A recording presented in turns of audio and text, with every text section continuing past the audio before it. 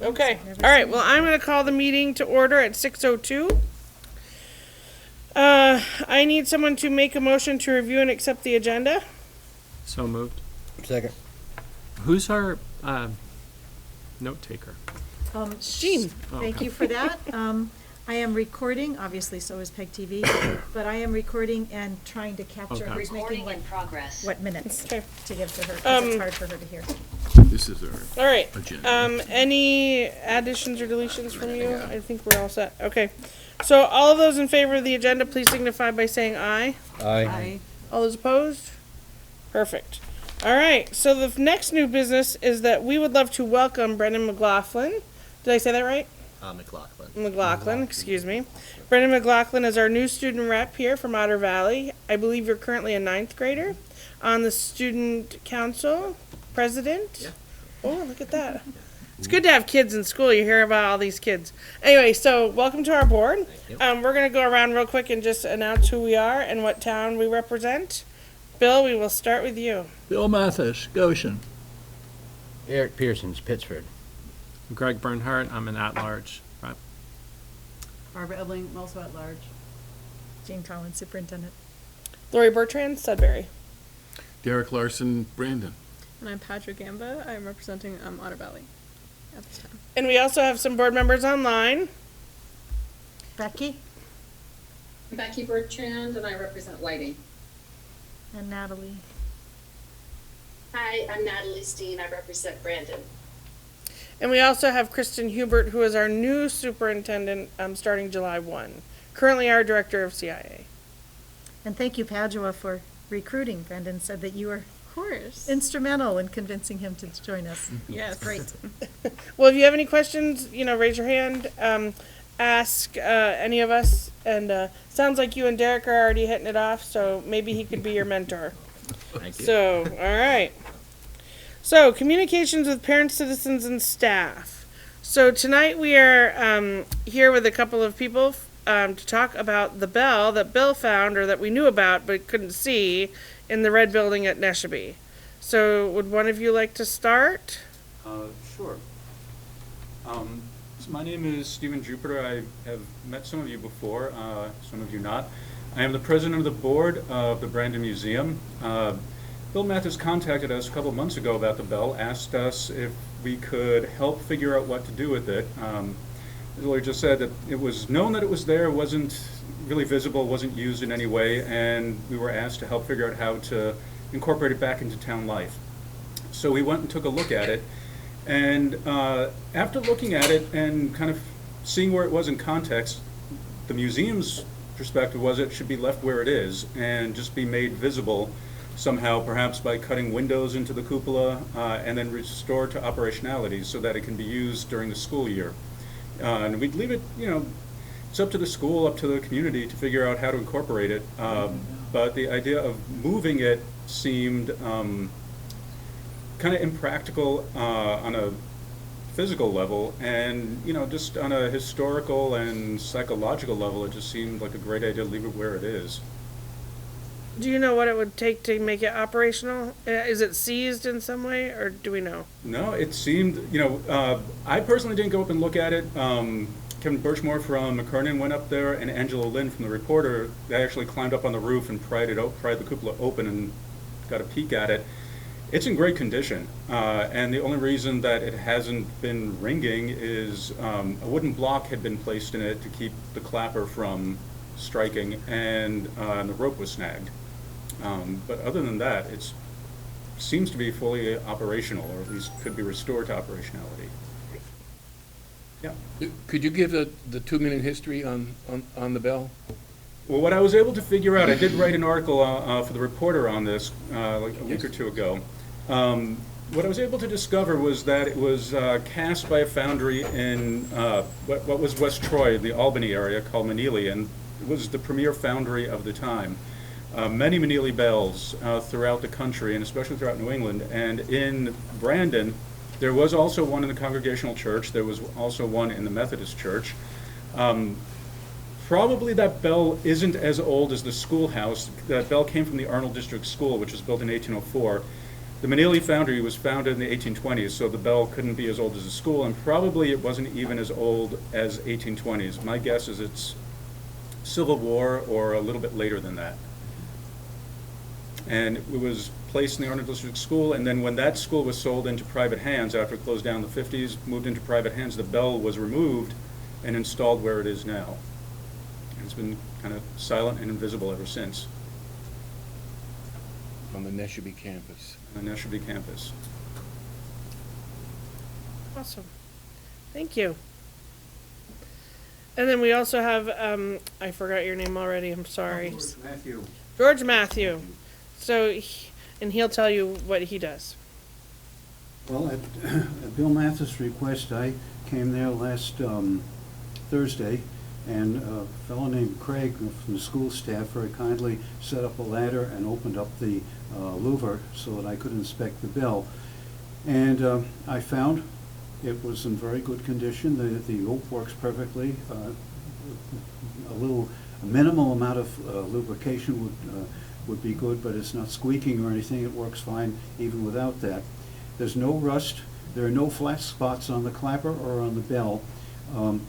We rang it several times. My wife has an electronic tuning fork, and we found that it strikes a note B, third line in the treble staff. And we looked this up on a founder's chart. It weighs 121 pounds. And anyway, I concur with what we've just heard here. All we have to do is reconnect the rope to it and put it back to work. I really would like to see the bell put back to work there and used any way the school principal and teachers feel would be good. Could be used to open and close school, perhaps, or one suggestion was that when the sixth graders graduated, they would be privileged to ring it, or something like that. But whatever usage the school could make of it, I think would be excellent. I certainly don't think it should be moved. And I can enlarge a little bit on the Manili Foundry. They also made 11 of the bells in the middle of the 848 bell carillon of Middlebury College, which I play, and the bell at the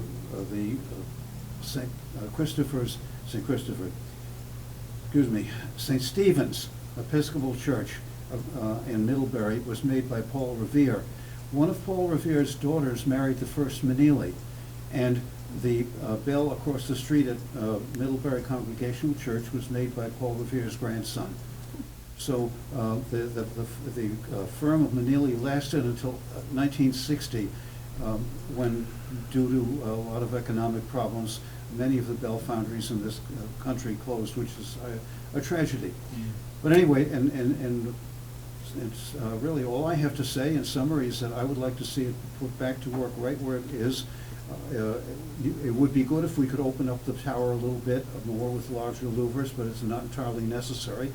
And let the school decide what they want to do. Thank you very much.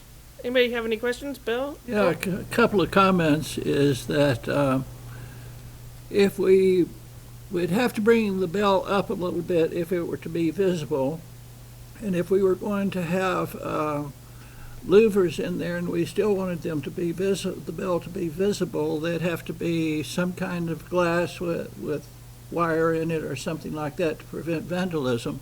And also is leave them at 50% open. And I'm going off of your thoughts here, so if I get them wrong, tell me. But we'd have to, if we're going to hear the bell, we'd have to open up those louvers a little bit. I'd say it's about 10% open area right now. For best results, you need about 50 to 60% open. That's about what the college carillon is. But as I say, this would be an improvement, and if this can be undertaken, it'd be even better. Yeah, and then you can't get to the roof except from the outside, and an inside access would be good while we're at it, and it's just as much as the imagination would have you think. I was thinking that if we installed one of those little dinger things like they have at the Methodist Chapel in Forestdale, we could use it to a number of things. 3 rings, for example, would be to come in from recess or what have you. Cool. And we could get ambitious here. Oh, yeah, learn bell protocols. That's it. Barbara, I'm curious, what would be the quickest timeline for being able to let this year's sixth graders ring it? What would be, Like, would it be possible to get it Take out the block. ringable by the sixth graders this year? It's ringable now. it's ringable right now. All I have to do is reconnect the rope. Do you want a motion to make it operational for the sixth graders this year? why do you have a reason for I just that? really like the sixth grade class this year. Really want to reward them for Yeah, I their bet you do. hard Let work. them, It's Let been a the- long 2 years without formal, recognition of. As long as we can do something that doesn't disturb Mr. The art teacher's class. Mhm. Yeah, to make sure Mr. B's class doesn't You're get, thinking at graduation. yeah. I'm guessing. Yeah, so I think we Not can, just we can every probably day do or something randomly. before then, absolutely. I'll I talk just to don't you want it next to, I mean, I'd move it if you need me to move. can you carry 120 pounds? I mean, I'd make Make a a motion. Oh, motion. move, I was I like, move that we, I can't move the bell, no. okay, 5 minutes to reconnect it, just okay. Although I will tell you that my All right. kids broke the rope on the bell for the Episcopal Church this weekend. Wouldn't that be, wouldn't that be something that would be delegated to the principal Yeah, to follow through Got on? it, cool. All right, So- well, anyway, Rest assured that, and thank you, Mr. Matthew. It's- What Bill suggested was, that's called a tolling clapper, and it is mounted to the side of the bell and just comes up like this. It takes a very gentle pull to ring it. They use that in many churches for a funeral toll. As you probably know, on Good Friday, it's been traditional to ring a bell 33 times. Well, with a tolling clapper, that's very easy to do. If you're trying to swing the bell, it's very hard to control it and make it come out to 33 and not 31 or 36 or some other number. But that could be done, and would be a minor expenditure to buy one. I think for the purpose we'd be having it there, I personally don't think we'd need. If they really wanted that, certainly wouldn't do any harm. But as I say, I think it's ready to roll right now. I'll say one other thing. We had a visitor from a while ago who never been to Vermont before. He decided he'd take a walk up in the hills here, and he heard some of the bells up in the village ringing, and he said, "Oh, that is so beautiful." He said that it doesn't get any better than this, and it reminds me of there's a piece for piano by Maurice Ravel called Miroir, and one of the numbers in it is Le Vallée des Cloches, the Valley of Bells. And that's what we could do here. I'll just put in my 2 cents worth that I wish all the churches here would use their bells a lot more. And indeed, we would have the Valley of Bells. That's all I have to say. Thank you so much. thank you very much for coming tonight. I have a Really question. appreciate Is the a bell in the Middlebury Episcopal Church older than the building? The one in the Episcopal Church, I think, I heard that once, and I'm pretty sure that the note is the F below middle C, and that it weighs about 2,000 pounds. And I tried it once, it rang very well. And they have a tolling clapper also. But did you say that was an 18th century bell earlier? Say a little louder. I was wondering if the bell's older than the building. Anybody know how old the building is? I don't. Oh, it's a I very 19th. much doubt it, though. It was probably made for that church. I think that is a Taylor bell from England, and would have been made for that, specifically for that locale. I have a quick question. Sure. Is there anything in the bell culture that would tell you on the bell itself, is there any kind of marks that we could better gauge the On the school bell? age? Yes. Unfortunately not. There's no inscription, no cast founder's mark. Well, we did have a founder's mark, was, I didn't see it, but I think you dug this out somewhere, that the Neely Company made it. But I didn't find any founder's mark or anything else on it. The Manili's mark is on the yoke of the bell, not on the bell itself. I stand corrected. Well, thank you. for a great discovery. Yeah, that's Thank you, awesome. folks, for your time, and as I say, let it be a valley of bells here. We'll work Thank on you. it. All right, very thank you much. so much. Thank you both. Thank you. Is there anyone else here who would like to speak before the board? Okay, we'll move on. Consent agenda. I believe Barbara wanted to pull the minutes. Oh, yeah, for a really quick Okay, that's correction. fine. Anything else? All right, all those in, can I get someone to make a motion for the consent agenda minus the minutes? Moved. Seconded.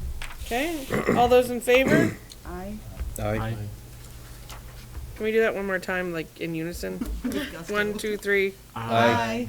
All those in, opposed? Perfect, thank you. All right, minutes. You want to make the motion? I move that we add the last name of the reporter from the Brandon Reporter, Jean DiLorenzo. DEL. DE capital LOENZO.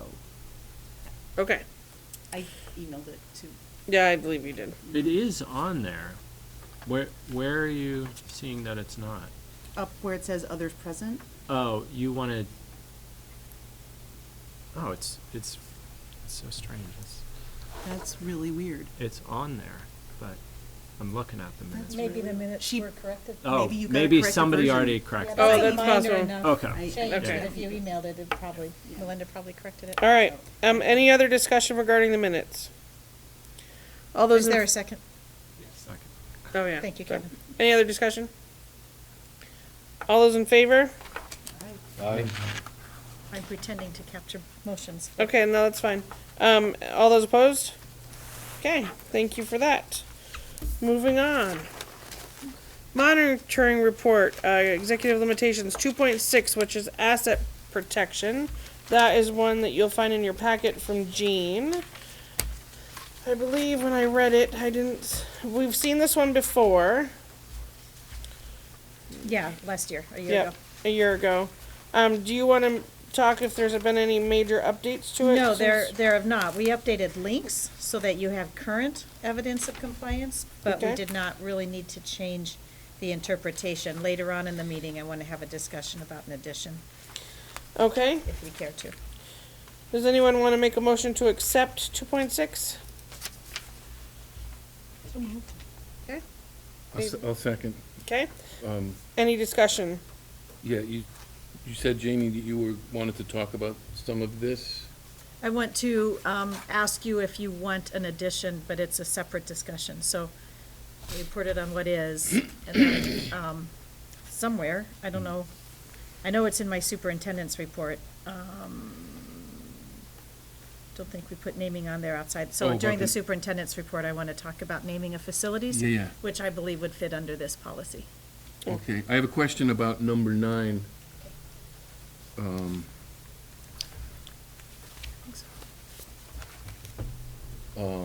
Endanger the organization's public image? Yes. There you go. Yes, and the superintendent interpreted this,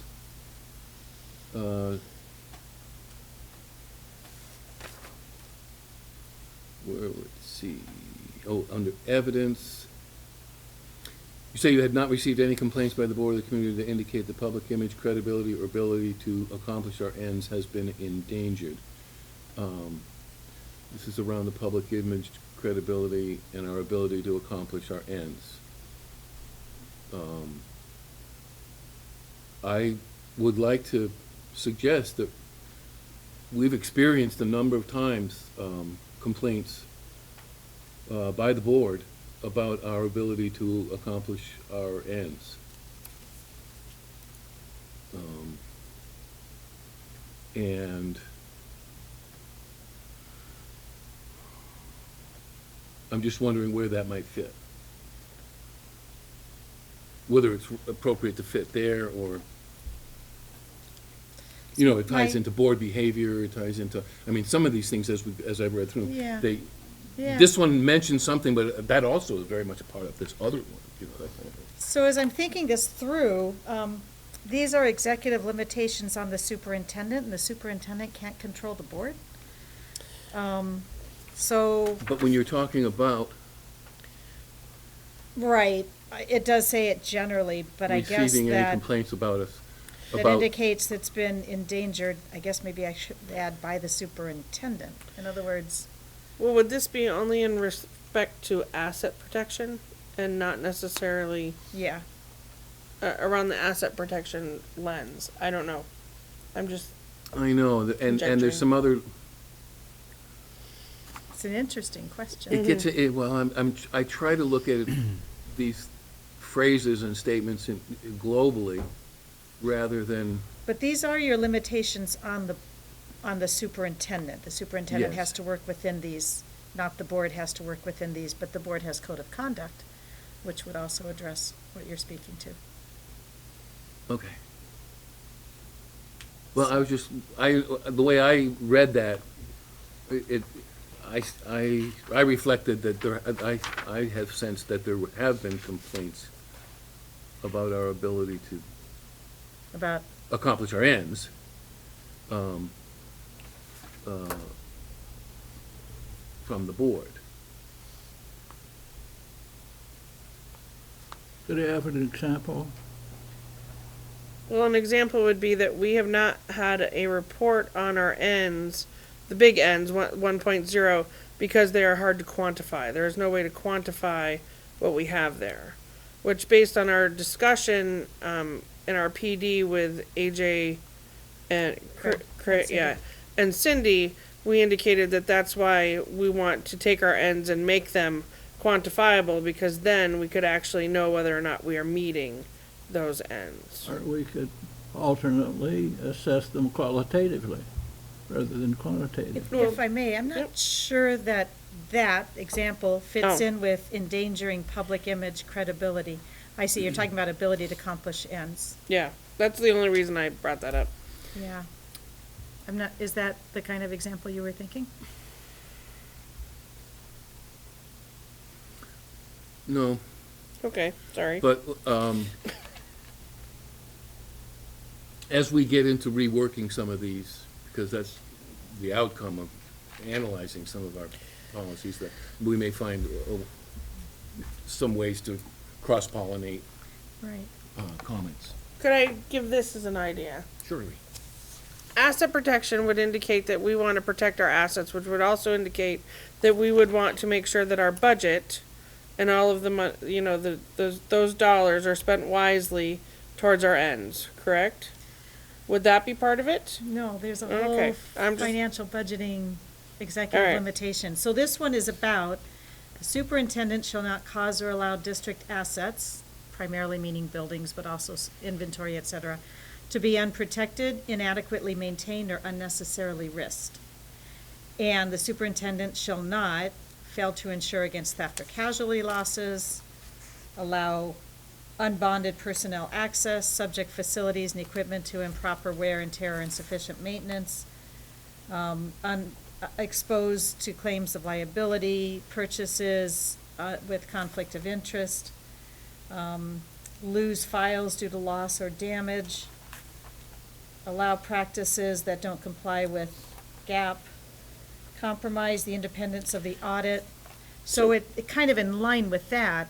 Would it be more like closing a school and making everybody mad and? I actually interpret this one to mean that the superintendent doesn't unilaterally, doesn't refuse to allow us to repair a school after an incident, and therefore causes the school to fall into disrepair, or closes the school, and, or speaks in the media negatively about the district in a harmful way, those types of things, because I see this, and we might ask Cindy, but I see it more as, this is what the superintendent cannot do, and the superintendent has no authority over the school board and what they can do. Whereas code of conduct might be a place to discuss it. Yep, might be more appropriate Good there. discussion.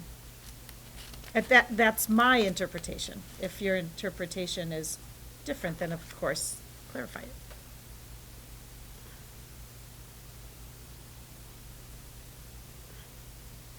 No? I'm okay. So we're good with what's here? Thank you for that Okay. discussion. All right. So, we have a motion, right? Okay. So, any other discussion regarding 2.6? Okay. All those in favor of accepting monitoring report 2.6 on asset protection, please signify by saying aye. Aye. All those opposed? Nay. Okay. Ayes have it. All right. Board management delegation. Board monitoring report outs, which was your homework from last time. The first one we're going to tackle is 4.5, which was the board members' code of conduct, which was given to Derek and Kevin. And Everyone, one except for me. oh, okay. It's okay. Sorry. So we have handouts from them. For folks online, Take one, or at pass least it the down. two You guys had board to go members, first. I will forward it to you. Setting the bar pretty high. Or I can pull it up. Maybe that makes sense. Yeah, it might make more sense to pull it up. Oh, this is, do you need another one? Oh, no. There's two. Oh, did I have an extra? No, there's two responses. Oh, there's Kevin- another one? There's Kevin's response and there's Derek's response. I only have the one that was sent to me. We'll send the other one. Let's see. All right. So this one is from whom? Derek, it says Derek. Yeah, let's Lori. see. Is this one? Oh, this one might be it. Was the first one, right? Yeah, it is. It's this one. It was in the email. You just had to pull it. Maybe I'll forward this one too. Okay. I don't think I forward. actually have it. I only Okay, have Derek. that's okay. I got it right here. Oops. All right, I just sent it.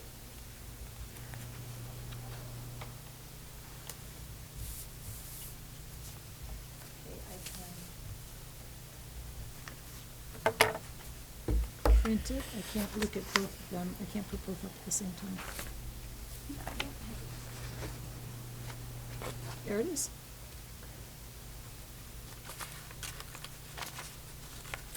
So I will stop sharing. I'll share it with those online. I don't have Carol's email if she'd like, if you have it, or.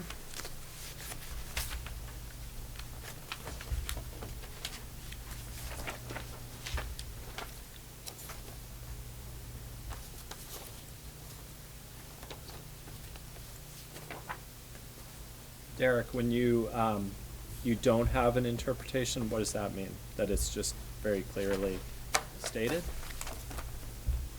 Like, I just see some blanks. Is Yep. I didn't respond. Is it because you felt like that was pretty clear and?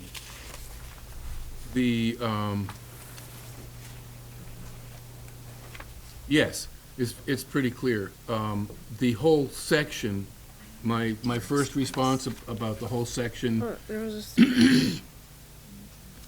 needs work to clearly separate the components that are very specific to conflicts of interest, and then there are other components that address expectations of board member behavior, and they're sort of woven in, and if you were to read this quickly, you'd say, oh, this is all about conflict of interest.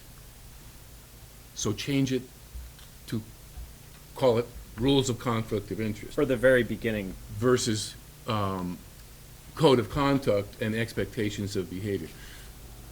Jean interpreted this as code of conduct of, behavioral expectations for the board across many areas, being prepared, doing these, as well as conflict of interest. It can't be at the top, Greg, because section 1 is not about conflict of interest, and then section 2 is. Section 2's are lengthier than any other section and is subdivided.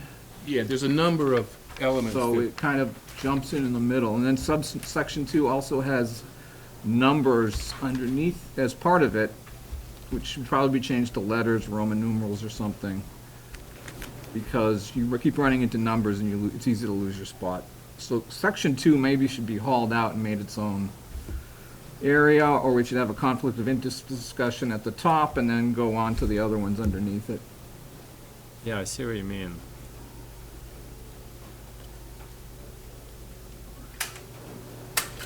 But you're not suggesting taking out code of conduct. No. You're just saying incorporate Not at this somehow. time. No, I mean, that's a significant piece of what this is all about. I think and- section, oh, sorry, go ahead. Derek.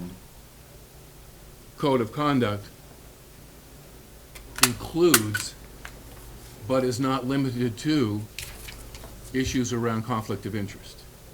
There are more things under the rubric of code of conduct for board members.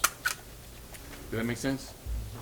Thank you. I'm suggesting that section 1 should go, which we can discuss in a minute. But even if the board decides that's not the case, it should probably be moved. I think we should start out with what's now section 2, and it needs a heading. My suggestion was conflict of interest rules. And then the two subsections beneath it make more sense. And then the rest of the document can be about the other board members' code of conduct policies.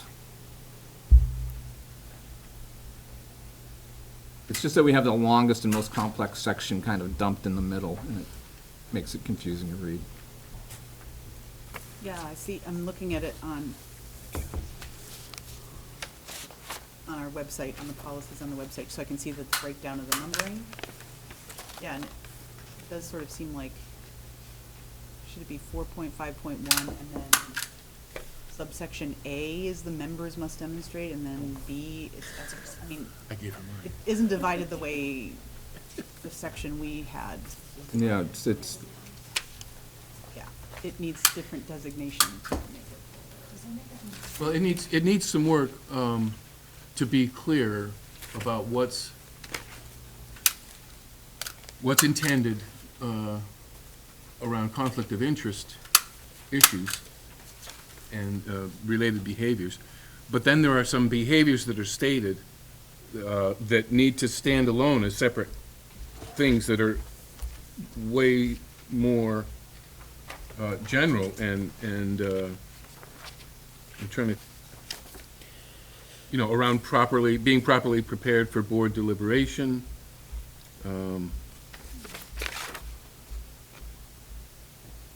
Members supporting the legitimacy and authority of final determination of the board on any matter. No, that's not necessarily conflict of interest discussion, that's board conduct. So this section should have, under board conduct, should have a bold section all about conflict of interest issues, but it should have those other things as separate bold issues as well. Does that make sense? So we can rework that. I don't have any problem, by the way, with any of the language in that lengthy section. Section, excuse me. I think it probably follows the legal language regarding conflict of interest law in Vermont. I'm assuming that, don't know, but this is really just an organizational issue we've raised. I don't want to speak for Derek on that. Yeah, we walked through that, and it seemed like, there's a lot of conflict of interest stuff here. We're not taking issue with any of that language. So that, that should stay, but it should be cleaned up and organized in a discrete way, a more discrete way, focusing on conflict of interest. And then you box that out, and then you say, okay, now there's some other code of conduct things that guide us. So, by doing that, since you guys started this, do you want to continue working on it and make it more clear? We have very different views of the rest of the document. I mean, we could separate the code of conduct piece clearly enough. I mean the conflict of interest stuff. Yeah, it's just, And then what's it's left? just a matter of changing the numbers and letters around. It's what's left. Okay. I'd like to ask a more global question. This thing has more thou shalt nots and thou shalt do this and not do that than the Ten Commandments does. And I'm just wondering, would we really ask students to follow this kind of very rigid kind of orientation? And I've had the same questions about the other 4.0 sections that are on the agenda. It just struck me as a soulless document. I agree with you, Bill, and I don't think we would ask students to do that, and I don't think we should ask adults to do many of these things, as Bingo. my comments indicate. For example, this thing about taking a loyalty oath, what was the phrasing? Demonstrate loyalty, is that it? Yeah. I think that's incredibly inappropriate for a democratic organization. I'd point you to my last remark on the last page. When we take a loyalty, or what is our oath when we take office? How, isn't that, Take a look at loyalty to the Constitution of Vermont. In general, words and phrases like ownership, loyalty, and support, legitimacy, and authority are implicitly coercive and should have no place in regulating board members' conduct. That really has no place here. The language that we are responding to right now is the final bullet, which states that members will support the legitimacy and authority of the final determination of the board on any matter, irrespective of the member's personal position on the issue. No, it's also, I was criticizing the language in 4.1, it uses the word ownership. 4.1 is not in our purview. 4.5.1, then.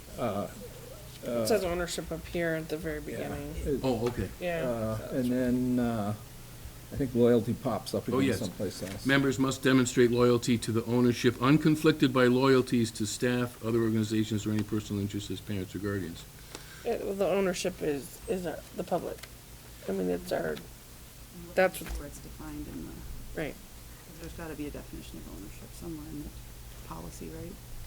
In our, for the broader policies. We may have changed We ownership defined did we? ownership. Yeah, we did define ownership at one point. Part of your interpretation, when you did the ends. Is it, should it be in the policies?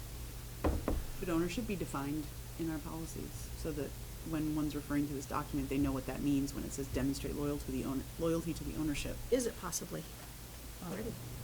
Because I'm not finding, unless I'm searching wrong or. My interpretation of that one was that this focuses members on their responsibilities to the constituents when making decisions versus personal interest or special interests. That's the conflict of, that's the conflict of interest element. That's one half of a sentence. Hmm? That's one half of that sentence. I agree with you, by the way. Yeah. Unconflicted by loyalties, right, to other people. We're paying attention to our work, and we should be, you know. There is a hand up. Yeah. I'm sorry. Okay, yeah, that's okay. Natalie? I think this is a matter of wordsmithing more than anything, because I think the general intent we need to follow, what it's saying is that loyal is not the right term, but like for the last bullet, for example, once the board makes a decision, we need to support that decision, right? I mean, I think that's the bottom line. And it's just a matter of rewording what we have here to make it simpler and easier to understand. I would think honor the decision of the board would be a more correct way of putting it. You can, if you still have your fundamental belief, you still have your fundamental belief. But nevertheless, we follow what the vote of the body is. But if you go out into the public and you see someone and they say, you know, the board made this decision, do you honor it and agree with the board because the board made that decision, or do you tell everyone that you didn't like it because you didn't vote that way and you thought it was a bunch of bull? You have the right under the Constitution to say that, but you also have the obligation to say, I will honor the decision of the board. Okay. I gave an evidence piece to that flows onto the back page. I don't know if you looked at that. Again, my interpretation is that assuming that there's a fair presentation of all sides of the question through deliberation and ensuing vote or decision, this final determination by the board must be represented by members as the board position. correct? Yep. An example where that hasn't worked, the topic of public policy governance has come up a number of times as whether that should be the board's governing style. It's been questioned, it's been discussed, it's been motioned to change, it's been voted upon, and it's been reaffirmed as our government model. Yet, Kevin is publicly committed to changing every board member's position to favor his at every meeting, at any opportunity, and continues to publicly state his opposition.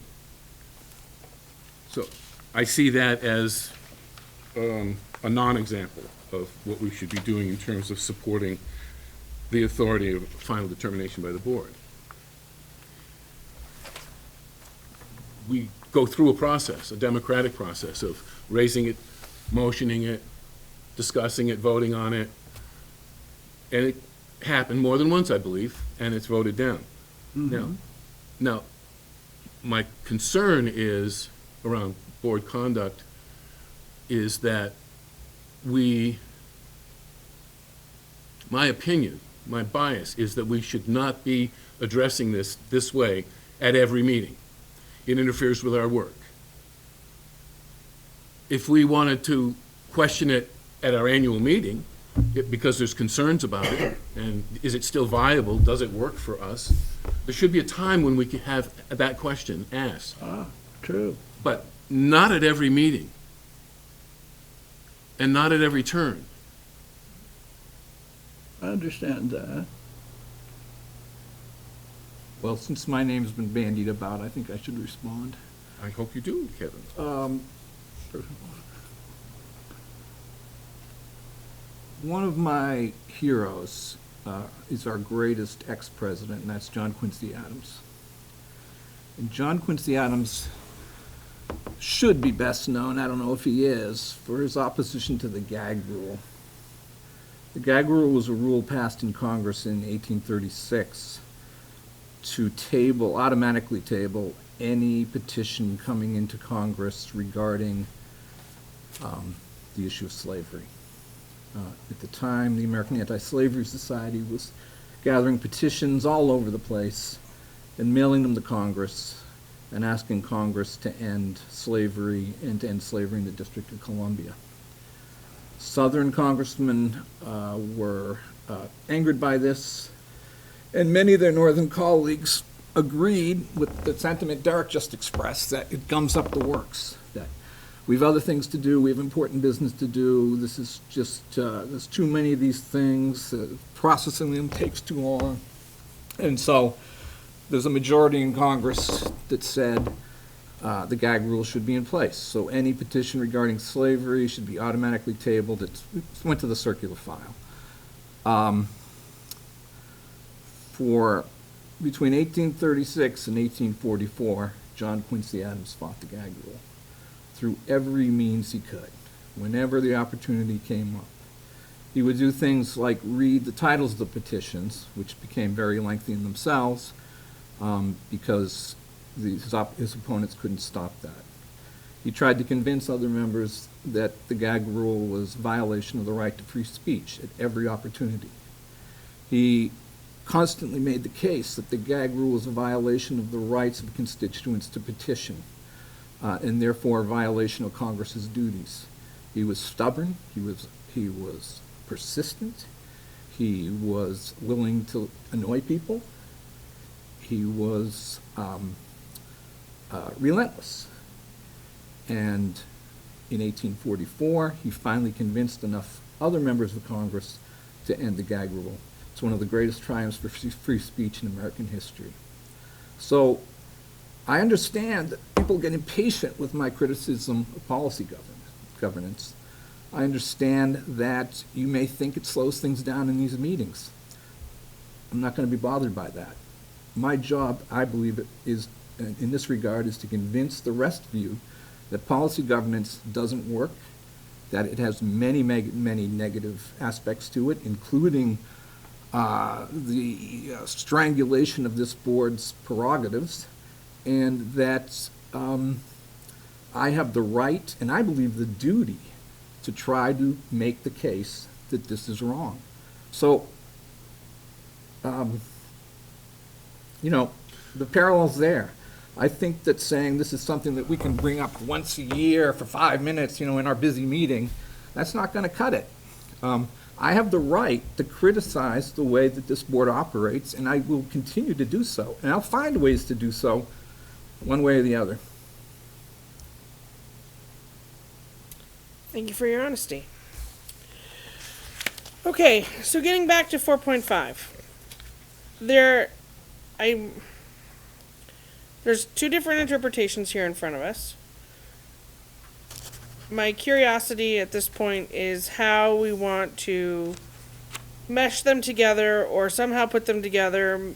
Maybe we have...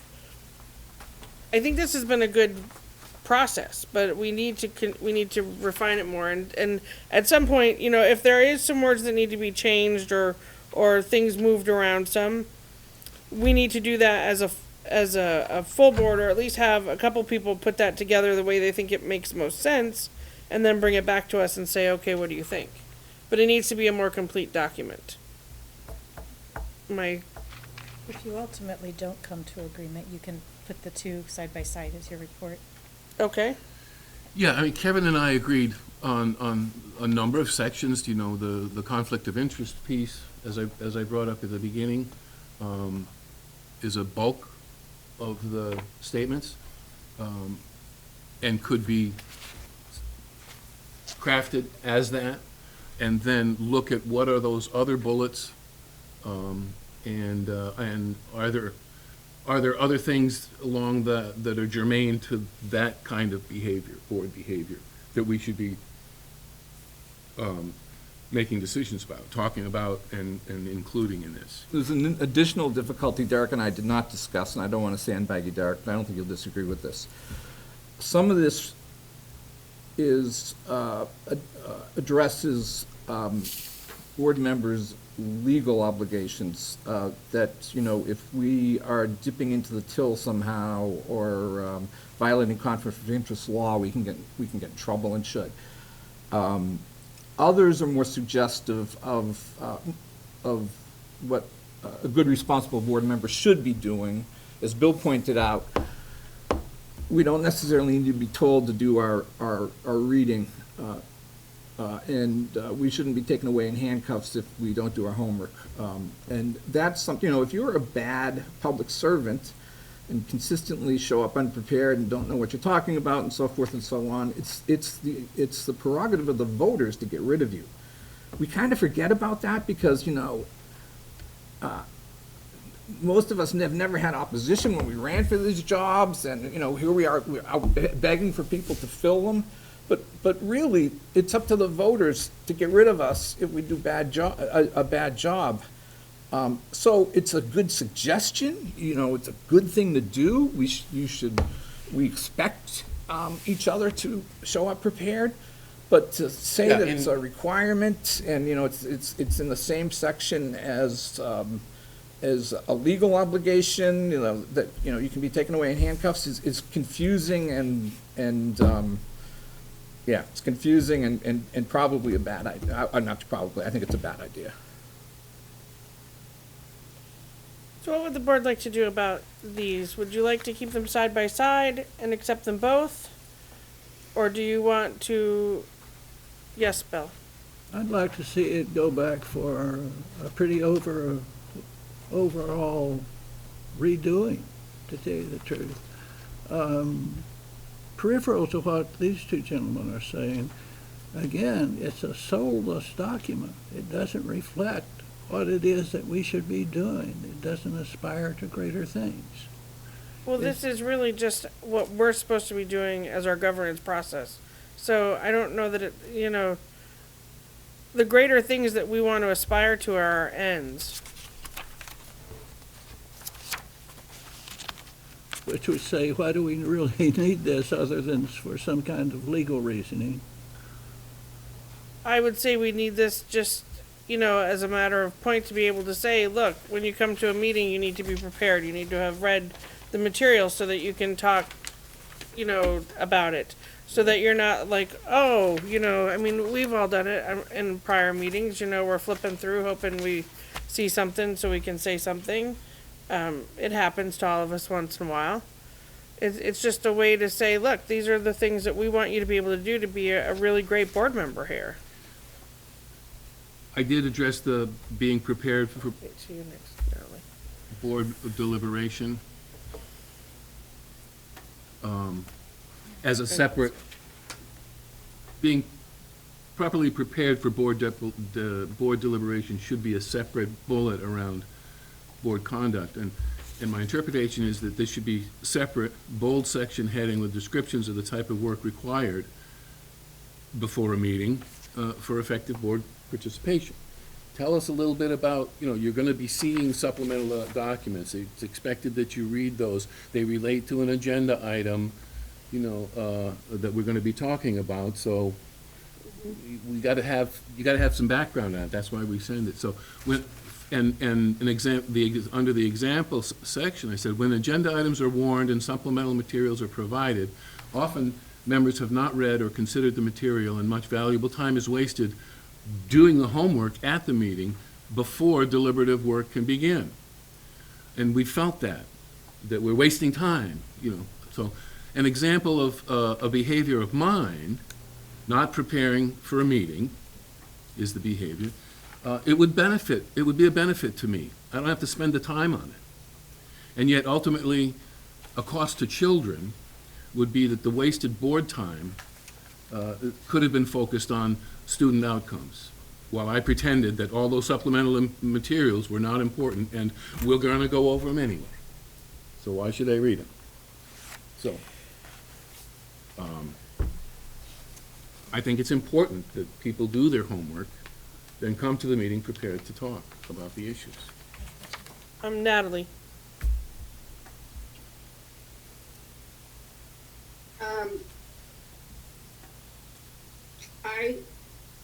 I agree that I think this section needs some work. It needs to be simplified and clarified, but I do believe that every business, every nonprofit, every corporation has a code of conduct in their bylaws and their policies, and that we should maintain a code of conduct. It could be simple, but we aren't the only people that will ever be on this board, so we need something in writing that lets the next person know what is expected of them. So to get rid of it altogether, I don't think is a good idea. But I do think that we need to simplify it and wordsmith it a lot more. Okay. Barbara?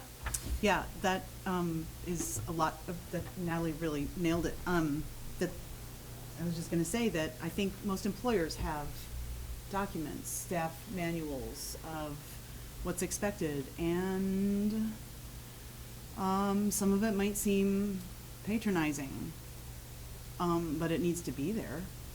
And I mean, telling people that they need to be prepared for a meeting, that doesn't bother me. I'm not sure why it bothers you, because it just is what we need to do, and it's just something clarifying what we need to do. If you're taking it personally, ask yourself why. It's not there for you with a finger pointed at you, and we're not going to be taken off in handcuffs for any of this, but we are expected to do these things because we have a duty to the people who elected us, to the students that we serve. Mm-hmm. And that's what this is supposed to be doing. It's not supposed to be shackling us. It's certainly not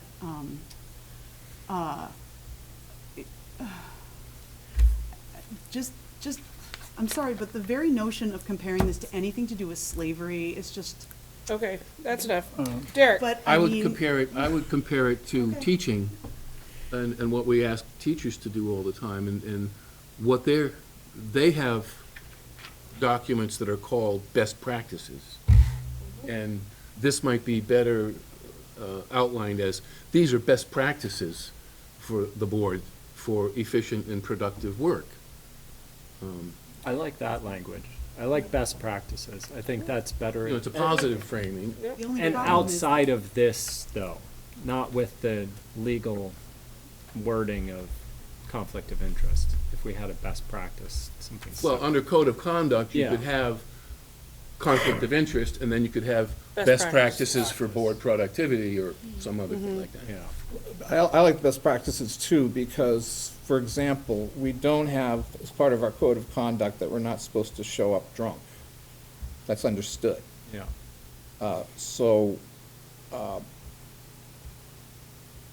There's a whole bunch of things that are understood. I think that, being prepared for meetings is one of them. It's harmless enough, I suppose, but as a best practice, that might be a good suggestion. So, And it would help new members that are coming on, because we always have that rotation of new members coming on. And we've hashed out this stuff, and we know what we're talking about now, but if it's not kind of articulated in something that makes sense, then they're left in the wind wondering what are the best practices here? What does it mean by this? What does it mean by that? I think perhaps taking advantage of this conversation is getting a set of principles that would be operating, and I think that some of the conflict of interest stuff does have to be pretty mechanical. Yeah.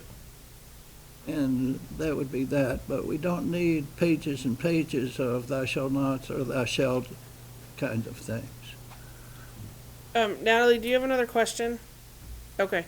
Or just a comment that I do think I have concerns about best practices, using that phrasing, from a legal point of view, and that, some things you do need to have written down here, because what happens if somebody does shows up drunk? This happens. Having this in your code of conduct, having it memorialized here, means that we can take any steps we need to, if somebody continually shows up drunk, or if they continually show up unprepared, or whatever it is, then we have some performance issues to hang our hat on and say, I'm sorry, we can't have you on the board anymore, or whatever reason, but we need to have something solidified here, and that's what I think the code of conduct is for. We have had, in ancient history, board members show up drunk, and we called the police. So, Well, okay. All right. So, Jean, did you want to say something? Yeah, I just wanted to say that fascinating discussion. While it's written in policy governance language, it's actually also in the VSBA language for all boards to adopt a code of conduct. That's been there, I'm sure, many, many, many years. When I first arrived here, I had some boards out of the 11 that did, and some did not. Yours did not. But it's not, this isn't about policy governance, this is about effective board work and clear expectations like we do with kids with PBIS. how long was your code? of It was about the length of what's written there. This 4 or 5 is pages. multiple pages because it's broken into boxes and things like that. And The things are actual shown. policy is Oh, about, yeah, is about a page, the Yeah, actual policy. that's It's what I not- would think. And actually, the VSBA one was longer, as I Mhm. recall. It was about 2 or 2+ pages. Well, if you're feeling like, if the board is feeling like this is something that we really should tackle together as a board, we could bring this to the retreat and really make it our own there in August. Or we could send it back out with Derek and Kevin, if they're both willing, to try and come up with something. And hopefully, the other nice thing would be, and I'm realizing this now, is that these should actually be part of our packet so that you can read them Yeah. prior to the meeting. So, yes, That Bill, was a great disadvantage in preparing for this board meeting. Right. So, and I apologize. So, Here come the hand Who didn't do their homework, Bill? yeah. So this is one of those things that you learn by doing, and this is what I learned out of this. So, we want to make sure that you have ample time to read them ahead of time, so you can ask questions and go from there. But I would like to know what you would like to do with this one first. This 4.5? Yep. Are you two willing? I think they started it. I think they should give it another go. We but- can give it another shot, Kevin, and, we've Well, already, we're probably gonna have two different yeah, drafts. Sure. I think it'll be easy, frankly. I think in 45 minutes I can move things around and come up with a version, and you sure. What I would ask for is, because we've exposed ourselves in this discussion to you guys, you've thought about it some. I haven't had a chance to think about all these other ones, but I would like an opportunity to give feedback on any of those. But I would like feedback from you guys who've been listening to some of this, and now that you're a little more familiar with what we have conceived of, is to give us feedback too, that we can use in crafting the next step, the next iteration. Yeah, so what you can do is, if you have stuff to send to them regarding 4.5, send it to Melinda, who will then send it to you guys. Okay, We need thank to you. do that a Yep. little differently. No, Can't that's- just thank send you. it direct. No, don't okay? send it to me, send it to Right, Melinda. send it to Melinda, and she will get it to where it needs to go.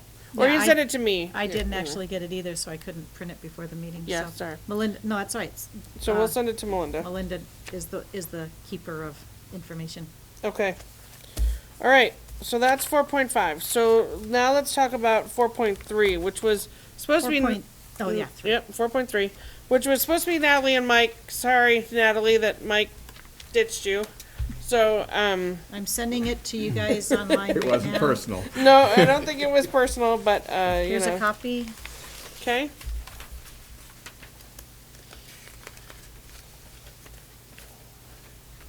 I think there's plenty, but I'll give mine up if there's not. Okay. Here you are. It's going through the airwaves as we speak. Oh, and one to Kevin. Okay, Yes. thank you. Agenda plan.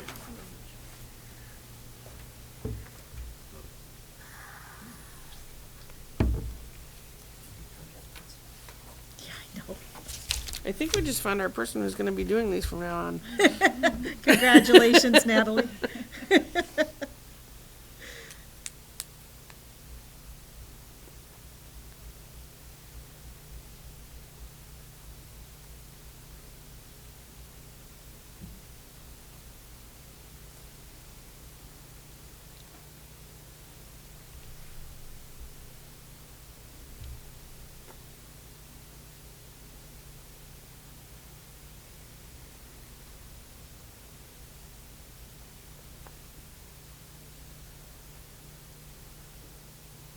Should I share it?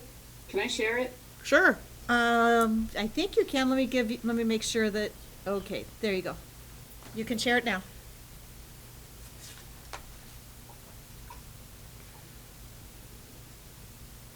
I think it takes care of half of the issue.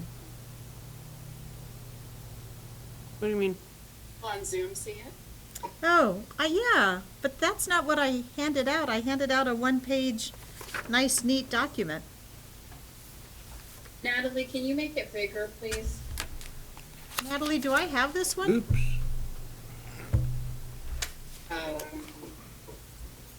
I would hope so. All right, I'll double check what you sent to me. I'm not sure that I do. Agenda planning. Nope, I only have the one page. I don't have this one. What did I send you? I just sent it to you. I sent it back to all you guys, the one I have, so you have it So in the your one email? we have is the one that you're currently showing on the screen. No, it's No. not. Or is that Yeah. something different? No. Okay. I'll Sorry, show let me you. stop share. All right, stop share and I'll show you what I have. It might be the one that I was trying to Kind of summarize it all. That's the one. Oh, yeah, I started that one. That's the but one I have. then- So that would be my next step, sorry. Here's what I was sharing is the actual report. Let me send it to you and then I'll put it back on the screen. Okay, thank you. Sorry about that.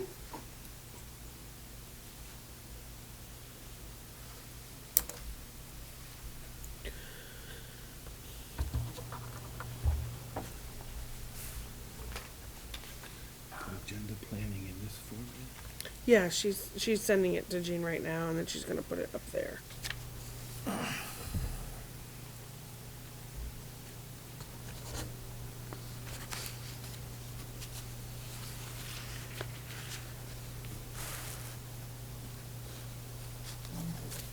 So while we're waiting, Otter Follies auditions are next Tuesday. Yay. And the Allstate Music Festival is this weekend, which 2 of our students are participating in. Let's see, what else is happening? The play. Oh, yep, Murder in the Knife Room is Murder in the happening Knife on Room. Friday and Saturday night, 7:30. When is that? This weekend? Yes, Friday and Saturday night, I missed 7:30. It's free, so it's just donation only. So Yeah. please come and how many people are in it? 40 or so? There's quite a few people in There's it. a lot. There's a lot Yeah. of people in it. There's 30 plus, I Yeah, think. so, you know. So Lori, this is the second time today I've heard this announcement. The first was from your daughter at 8 in the morning. Oh, well, there we go. So see, I'm announcements too. And I've got to tell you, she's really charming in those morning announcements. Well, I appreciate that. I appreciate that. Funny and good way to start the school day. We all Awesome. rejoiced when she was reinstated. Yes, I know, because she did get whacked. Justice for Jordan. That's right. That's right. I saw it all over Instagram. Very cool. Okay, I'm emailing it out, and I'm going to print it.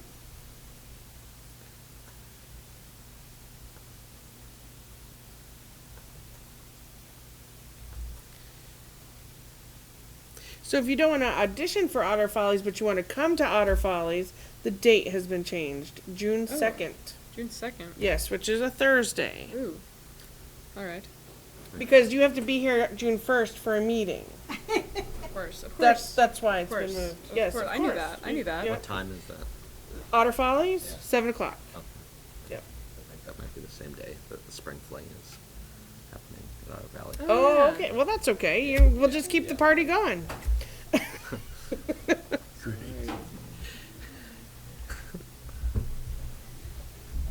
And how many days before Scotland? 80 something? Are we into the Ooh, 80s? yeah, we are. I think we're in the 80 number. I mean, when I saw you last Friday, you were like 90 days. Yeah.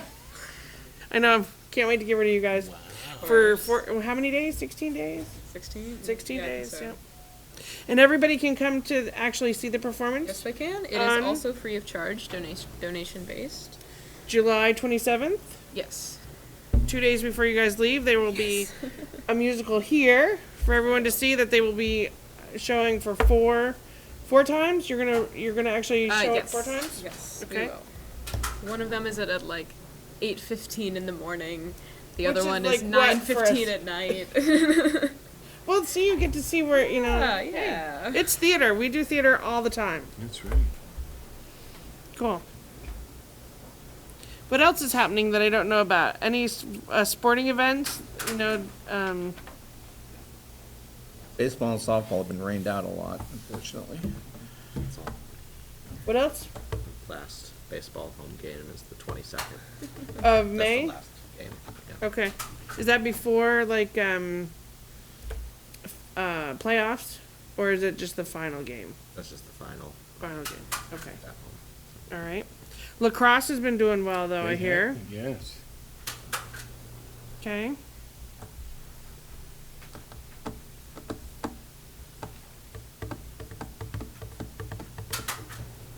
What else has been going on? There's got to be other things going on here.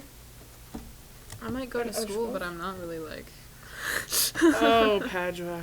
I know. Keep almost falling asleep in BS students. Second class. Heavy equipment's been outdoors, which is, Oh yeah, how's that? Oh, that's good. going? they're getting seat time. Nice. What ages is that open to again? Have to be 16, and you have to be 18 before you're allowed to work in the industry. So, Right. so all juniors and seniors. Excellent. But yeah, they're it's really good. Everybody's outside and getting their hands on the Thank you. equipment.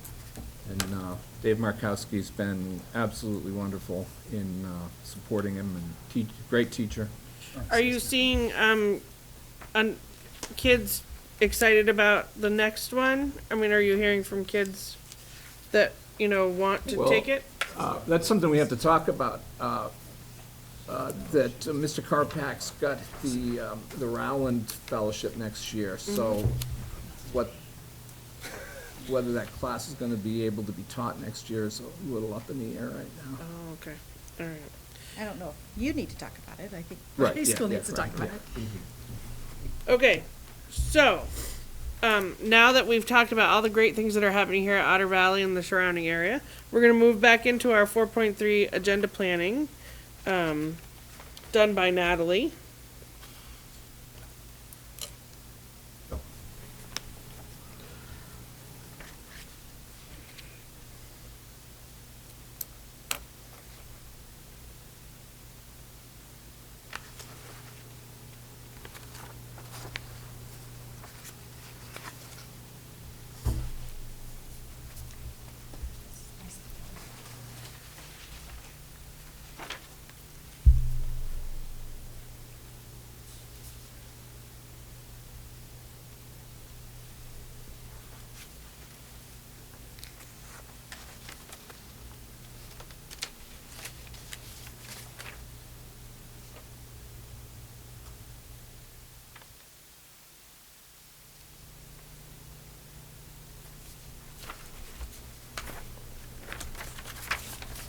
Natalie, well done. Thank you. Do you want to speak to any of it? Did anything come up for you that made you go, we're not doing, or No, I think we're doing everything. I just would reword some of it. Okay. Which is what you saw. That was me starting to wordsmith it. But otherwise, I don't really have anything to add. It was pretty straightforward. Okay. Did you have any intention of editing the rest of it, or were you happy with that? What do you mean editing the rest of it? Oh, yes. No, I would edit the whole thing. Oh, okay. Sorry.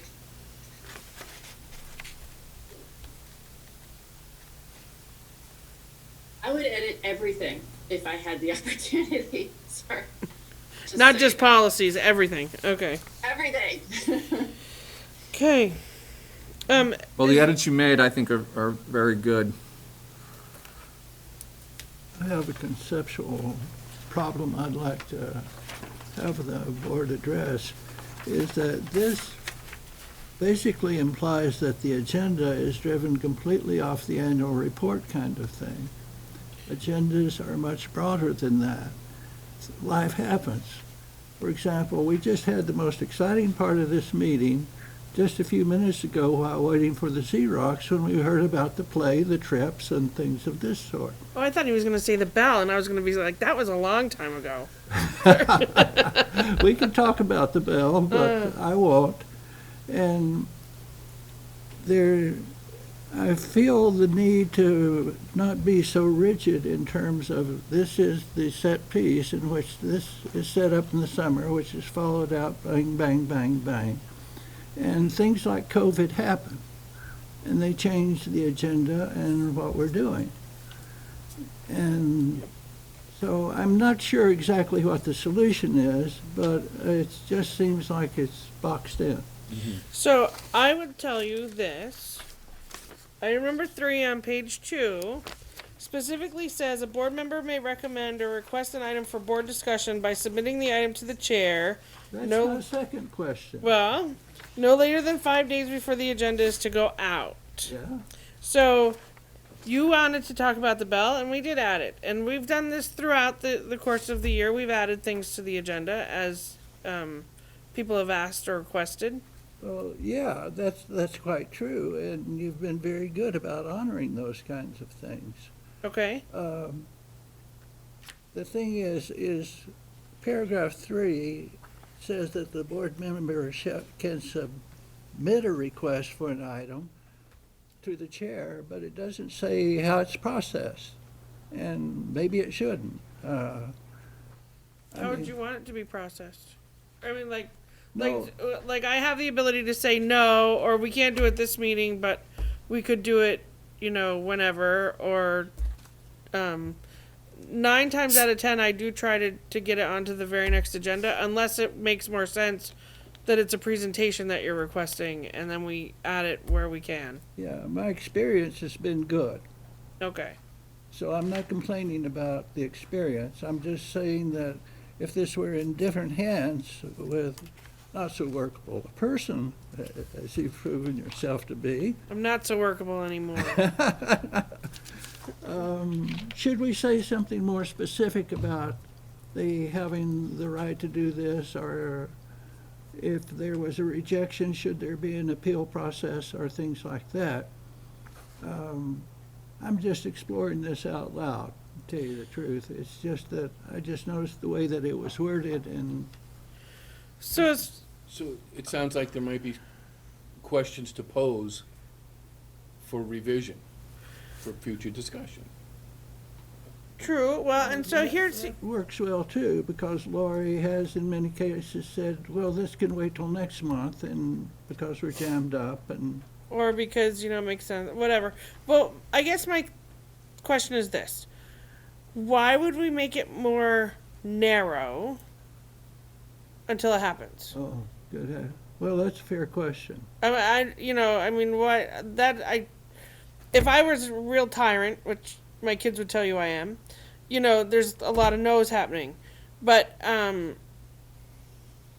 for our purposes, if it makes sense and it's for the good of student outcomes and it's for the good of the board and it's for listening to whatever, then we definitely need to do it, and we need to find a time and place for that. That's my feeling, and so that's where my feeling will always be, and if it starts to change, then you need to say something to me about that. Yeah. Well, I was frustrated that I wanted to talk about volunteering in November, and it wasn't on the agenda until February. And then I missed that meeting, which was my fault, and we didn't talk about it until April. So that was many months. And I do think that there are, I agree things come up. One of my frustrations with policy governance, sorry, Derek, is that we don't have much flexibility, and to make another one of my problems with, point out another one of my problems with policy governance, we spend an awful lot of time on stuff like this, where we talk about ourselves and our own rules. Thank you. Instead of student outcomes and urgent needs for the school district. So I think flexibility in the agenda is very, very important. May I comment? Actually, I'd like to comment first. So my comment to that is, first of all of these policies 4.3 and 3.0, we haven't ever seen before. So they are going to take longer. And as you've noticed, all of the executive limitations that Jean has gone through, we've already seen those once before. And so when we bring them up before you guys, it doesn't take 10 minutes, 15 minutes, 20 minutes. Because normally I'm saying to Jean, is there any major addition or subtraction? And I'm looking at the rest of you to see if you've seen anything when you looked at it prior to coming to the meeting. And so now they should, hopefully, start to go much faster so that we're not spending eons and eons on time on these. But this is the first time we've looked at this policy. It's the first time you looked at 4.5. It's not like we've looked at them 5 years in a row and spent eons of time on them. How did we adopt them, if this is the first time that we've looked at them? This is the first time that we've actually reviewed our policy. So we adopted the policies based on The original. the original, right? If I may No, you add can to go. exactly what you just said, you are one of 3 of my boards. The other 2 boards don't spend this time. It's much quicker. They own the policy, they know the policy, they understand what it means and why it's written in the shall nots, because there's a purpose to that, and they understand that that creates a limitation, and they treat it like 2.6, even though they're doing their own policies. This is the only board that spends a lot of time on this. It doesn't need to be this way. It might the first time around, as Lori said, first review, but, So the other boards aren't talking about this stuff? oh, they're doing their We're monitoring doing reports. our monitoring reports, but we're just not taking this much They're doing time, it the way Lori attempted to do it to begin with. which you I know, found was As a like board, cutting they're teeth. looking at each section and soliciting. And it takes maybe 5 minutes of policy. So I think it's part of the learning process here, growing process. And Natalie has her hand up, so go ahead. I agree with Lori and Jean. This should be a simple, we just check it off. It should be like 5 minutes, but we are choosing to discuss this, to all end, where we could just check off the boxes and move on. So it's also our choice, what we want to focus our time on. So we could focus our time on this, or we could just check off the boxes and move on and do the work that we really need to be doing. So at this point, I think we've hashed out 4.3. I think you did a great job on it, Natalie. And I would accept someone to make a motion to accept it. So moved. Thank you. Thank you. Any other discussion?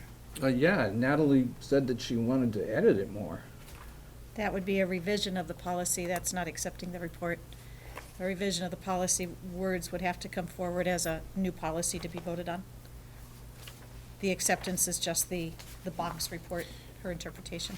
Right. And as far as a revision, if she wanted to revise the policy, then we could do that too. And I would suggest that if we're going to revise the policies, that we come up with the policies that we want to revise for our retreat and how we're thinking of revising them so that we don't spend so much time at our retreat, wordsmithing. Okay, now I'm really confused. I understand Jean's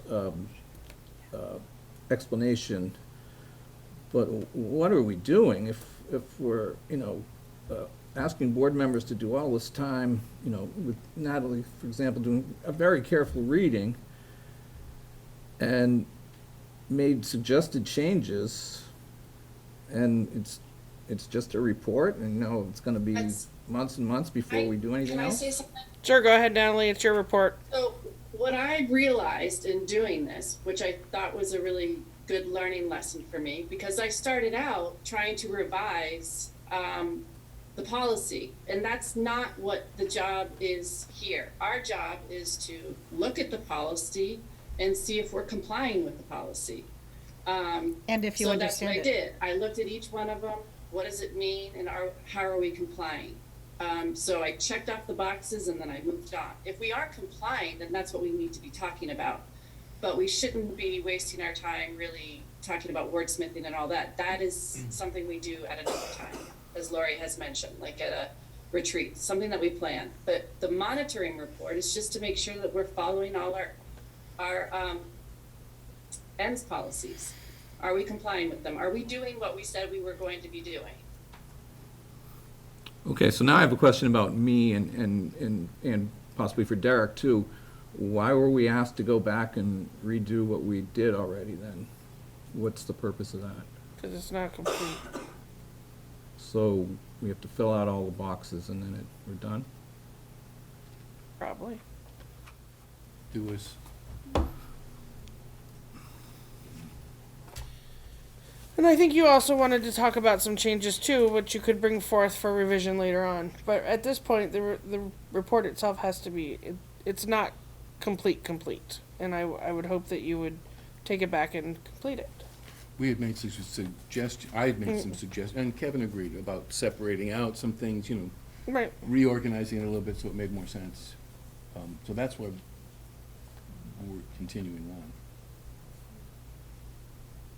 My question is, weren't these items discussed before we adopted 4.3 and so forth and so on? There was opportunities for discussion about it. We looked at all of them. I mean, we didn't hash them out in hours. You and did. hours, You but- walked through every single one. Well, right. With Val Gardner. With Val You Gardner. walked with every single policy. You made some changes, and you ultimately adopted them. By we mean a previous board. The existing board. Yeah. The The existing existing board at the time, yeah. Yep. And, Was that four? so we're living through those now, we're living it, and figuring out So how this we is might the need, first, how we might need to tweak it. this is the first review of what was adopted. Right, but it's supposed to be reviewed annually. Right. It hasn't, board has not really embraced reviewing it. When was Well, this the other about? thing too is that we've gone through COVID and we stopped reviewing all policies during that Right, time. about 4 or 5 years ago, I can't remember exactly, Bill, it would be on the website. Yep. And it kept coming forward, as you may recall, for the board to discuss it, but it didn't go anywhere. Lori was the only one who spoke. So, we have an motion on the floor to accept, and it was seconded, correct? Yes. Thank you. Let me ask if it would be appropriate to amend that to allow Natalie to do her thing, or would that be, or is that necessary? I don't think it's necessary at this time. She indicated that she would revise everything if she had a chance to do so. So, you know. We might turn her loose on that. So we might turn her loose on that later on, but. I think you probably want Cindy or AJ to help out Right, with that. but at this point, I think we will accept her report as it's filled out. Okay. All. Yeah, that's what I'm just about to get. I've been trying to get there. I really have.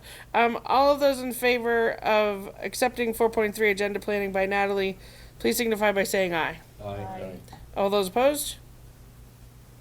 Okay. Agenda planning. 4.4 Chair's roll. This is Barbara and Greg. Can she share her screen? She can. Do you want to also email it to me and I'll print it? Can't really. I sent it, I shared this document, I don't have it in this format, though. That's okay. So Okay. I just sent you like Okay. moments ago, a link to. Thank you. I'm gonna say, Is this gonna, are you take a minute or are you all? I will need to print it. She can Well, also share so it. while it's being shared and printed so everyone can see it, I'm gonna take us to the next two reports, which are 4.2 and 4.6, which we have not looked at for next meeting. And so I did hit up everybody last time except for Becky, myself, Bill, and Eric. So in the interest of fairness, I would like the four of us to split up somehow to take on these two policies. And can do my best. That's fine. That's fine. I didn't Tell know, me- you I know. have to write that down. Who's So doing it? 4.2 is board job description and 4.6 is board committee principles. So what, So is there one? Do something with description. Committee principal sounds horrific. All right. So Eric wants 4.2. I really don't, but that's the one. Well, I get it. Becky and Bill, what are you thinking? Doesn't matter. Okay. Well, pick one because then I'll just fall into whatever one you don't want, or whatever wherever there's a spot. I'll do the 4.2 with Eric. All right. So Becky is with Eric, and that means that Bill and I are going to do board committee principles.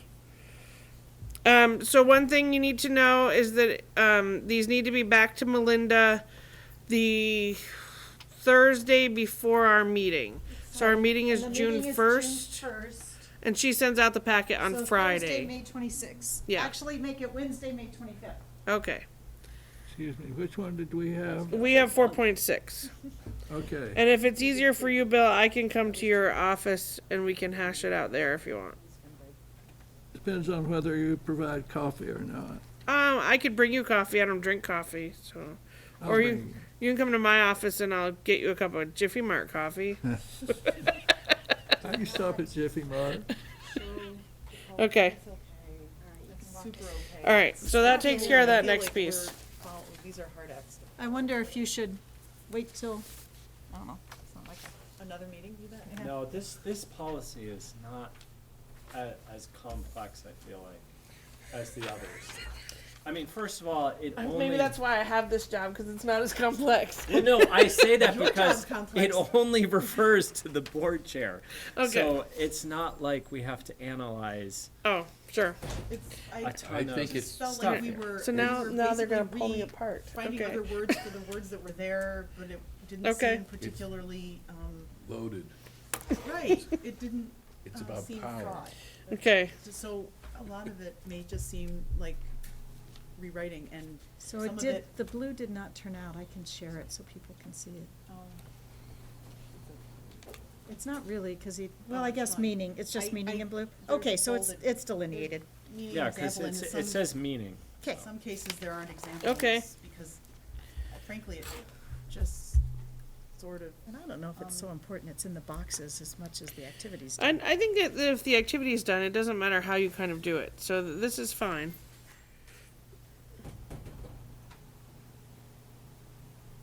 Personally, the only part that seemed kind of weirdly worded that and I only say that because maybe my brain was slow, but I just had to read it a few times to comprehend it was 1B. I don't know why. Information that is for neither, blah, blah, blah. But Oh. it does make sense. But otherwise, I feel like so you have much to of read it. it as the whole sentence. So Like, this is yeah. information, Neither nor. in order for this to be a necessary, But, it's the so, yeah. I mean, so much of this is very straightforward. Okay, so someone want to make a motion to accept, and then we'll second it, and then we can talk about it? So move. Second. Thank you. Okay. Anything that the chair is not doing that they should be, according to your document, did you find any issues with that? No. See, made it easy. Anything the chair is doing that she You shouldn't? found you're doing exactly what you should be doing. It's good, okay. All right. I'd like to ask a question about Yeah. the chair's role at the very beginning, especially empowered member of the board.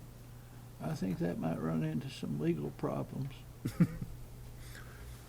Well, the meaning that Barbara wrote there, I actually liked better, which was the chair elected by the board is tasked. Oh. I mean, I agree. I thought the wording was kind of funny too. Yeah. That's why, like, sometimes when you do the meaning, it's like a little more straightforward than the actual word And I don't have of the super strength policy. or, X-ray vision? Okay. Yeah, sounds like That would be cool. Wow. Oh, I like that a lot better. What, her having X-ray vision? The or- meaning. No, the No, meaning. Barbara's meaning is almost easier to understand most of them, actually.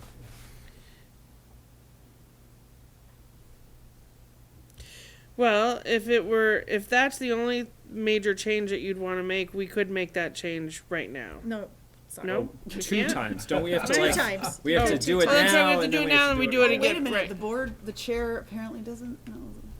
Whatever. She's specially Hey, empowered. Okay. I recommend that you say it, if you want it moved to make that change now, and then next. And then we look at it June. again next month. Yeah. Is that okay with you guys? No, because if we're not changing other ones, we shouldn't be changing this. Okay, I fair don't enough. think we should do it piecemeal. I agree All with right. Kevin. Fair enough. That's a good thought. But if we accept it, at least we have the information That's right. present. Okay. There any other discussion regarding this particular? We're not changing it. Nope, we're not changing it. We're accepting it. We can change it at a later date at the retreat if, But you know, the words, or the wherever. words are there if you ever want them. Yep. That's- This will be forever enshrined in our minutes. Well, we Which hope. raises the question of why are we reviewing them if they're not changing?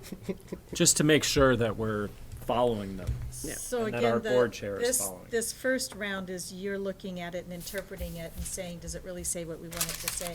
Mm-hmm. Then at the retreat, you might have the different groups bring forward their proposed changes for an actual change to the policy so that we can go through the policy process. But what you're doing tonight is just, are you accepting the interpretation and meanings that they, not are you accepting the words that exist, but are you accepting the meaning?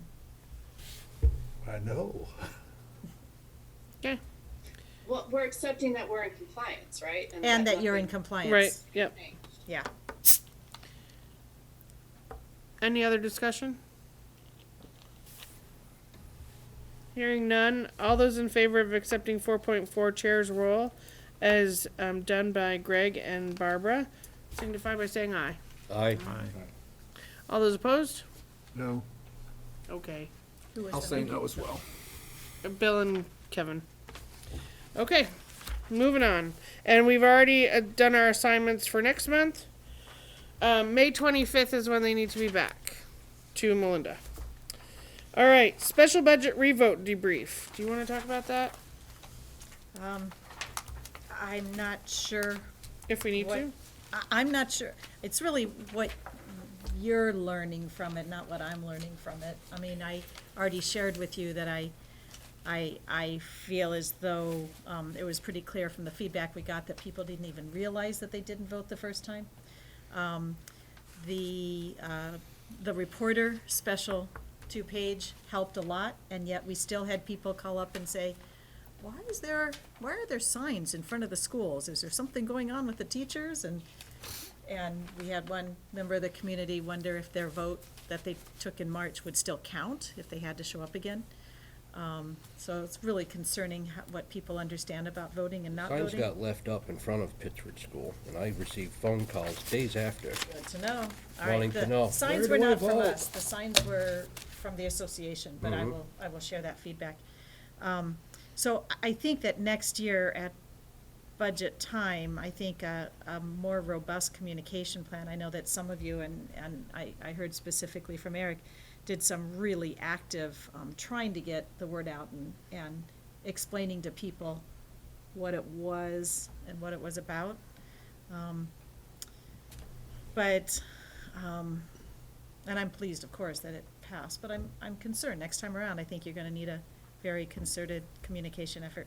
When I went in to vote, there was only one other person in there, and he said to me, I heard they only lowered the budget by $5,000. They're playing with us, and my heart sank. I was convinced it was going to lose again at that point. So I would agree with that sentiment. We need to do a better job of communicating with people. There was also some chatter on Front Porch Forum after your I saw that. comment of thank you, which I thought was, Pretty negative. yes. It was 2 people negative, and then there were 2 other people weighing in and trying to correct them, but Mhm. still, you don't want that. You can't build Trust that way. trust that way, and I think there was just truly a whole lack of understanding of the entire budget process this time. It would help if the legislator let us mail also when the towns mail, and I don't know where that is. But you were in a really tough spot, and we actually did communicate that we were in a tough spot, but people weren't hearing, so I don't know. Kristen had a great idea, which is on the day of the budget itself, put banners on our buses as they're driving around town, for like 3 days before, go vote on the budget. You have to be careful not to say how to vote. So you can't say go Yeah. vote for the budget. That's, just, let me say that in advance to you, don't say go vote for the budget. But vote on the Otter Valley budget, March 2nd, whatever it is. Put it on all the buses. I saw that in Rutland. Yeah, well, it's a great idea, Kristen. When Brandon had 5 budgets voted down a few years ago, they formed an advisory budget committee, and it seemed to help calm things down a lot, and the committee did a lot of good work, pointing out, some wastage and making suggestions in other ways, and it seemed to get more people engaged, and it certainly eliminated the feeling that there was something sneaky going on. It does So- get more people engaged and informed out in the community, yeah. Yeah, so that might be something we should consider. CVSD does budget buddies. It struck me that the turnout was low. I didn't do the comparison of numbers, but it just looked low, but Was lower. ascribing was. a cause to that, whether it was this or whether it was that, is guesswork. Right, last March you had 2,700 voters, this March you had 900. For the revote, you had 800. For a revote, that was good numbers, but yes, clearly it's low. Okay. The state is not doing us any favors by the complexity of the entire funding thing, and I think that we pay a price in public credibility for their messing around. I don't think it helps either that, voting is a right, and you have the right to go vote, and therefore it's a privilege, and I think that if you want to vote, you should actually have to request a ballot or go and vote. not just blanket everybody and say, here's your ballot. Yeah. So I don't like that process. I like the idea of town meetings and people going into voting booths. Well, that was disappointing too. You tried a town meeting in person and one person showed, and you tried a town meeting virtually, and thank you, Carol, for showing. I mean, it's, you know, that was disappointing too. Yeah.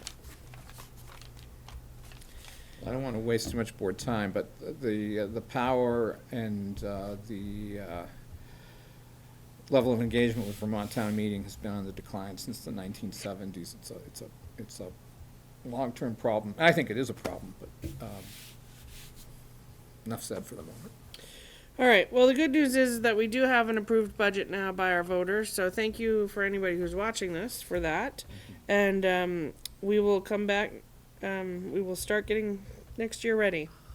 So open board seats. You all received letters of interest from the 9 people who requested board seatage. I took the liberty of making a quote-unquote ballot because I think we want to vote. In talking to a few people, it sounds like people want to vote in private and not by Debate or? what? Yeah. Well, so Deliberation? right. So as far as debate or deliberation, the last time that we had seats available to us, or that were open, that had not been elected in, we only went by the information that they provided through the questions that we asked and by their initial letter. And then we voted. We did not have any deliberation about it. We did not, because at that point, I mean, if you know someone, you know someone, but we didn't want to color anyone else's thinking. Or demean any candidate. Right. And the other reason I put it into this little ballot is because I wanted you to all know who was going where. Leicester has one person who is Jennifer Mallory. I know that there's a second Leicester person in there, but that is Jeremy Gildrian, and he specifically requested to be an at-large member. And I did ask him if he would consider Leicester, and he said he would really prefer to have the at-large seat. So that is where he is on our ballot. Len Schmidt and Devin Fuller are both also on the at-large list because they are both from Brandon and therefore cannot be considered for either of the other 2 positions. And then we have 5 people for the Pittsford position. They are all from Pittsford. The one thing I should also point out is that because Mike Lufkin has resigned his position due to work constraints, you will vote for 2 of the at-large people on here, not just 1, but you will only vote for 1 person for both Pittsford and Leicester. And unfortunately, Padjo and Brendan, you don't get to vote. Yeah. Neither do I. Right. So, and for the 2 board members that are online, I did ask you to send me your pics through my cell phone so that we could add you guys. And Padra, do you mind taking this up to the camera so that they can actually see the list? Actually, the camera's me. Oh, no, it's that camera there. Oh, okay. So I have a question. Yes, I'm passing them out right Okay, yeah, I'll ask a question when I see it. now. Okay. Yeah, go ahead. Do you have one? No, but you shouldn't have one either. I was gonna use it to tally. Oh, okay. But I So, don't need yeah. to. I'm not voting, actually, as chair, because Really? Yeah. I know. You're just gonna vote if you have to? Yeah. That's Lori. Anyone else need? Yeah, Lori, can you Yeah. screenshot that and send Oh, it sure, to yeah. text You know what? Natalie and I? Can I email it to you? I can scan Yep. it. Okay. Sure. So, Don't you think this is different than other stuff? Oh, yeah, you can look at it, sure. yeah, no, I mean, the last time well, first of all, we could never find a Goshen rep. And the last time we only had like 3 people for one position. But like, I think of most things, like you're leading board discussion, so I understand refrain, but this isn't really board discussion. No, you're right. It's not board discussion, You so you're just don't gonna wanna vote. Oh, I'm talking about you. Oh, for voting. me? I'm Oh. saying, why don't, this is Well, different. I was just thinking that if there was a tie, then I would break the tie, but otherwise I didn't feel I necessarily needed to vote. But if you feel I need to vote, I can vote. All right, so I have a question before we hand in our Thank you. votes. Yep. going against my Brandon interest here, but are we being fair to these 5 people from Pittsford? If one of them comes in second, say, but is overwhelmingly popular, shouldn't they get an at-large seat? They only have requested the Pittsford, Oh, okay. so that's why they're there. Okay? It's coming, folks. I need a pen. And then when you're done, if you fold it in half and then just pass it through to Jean and myself.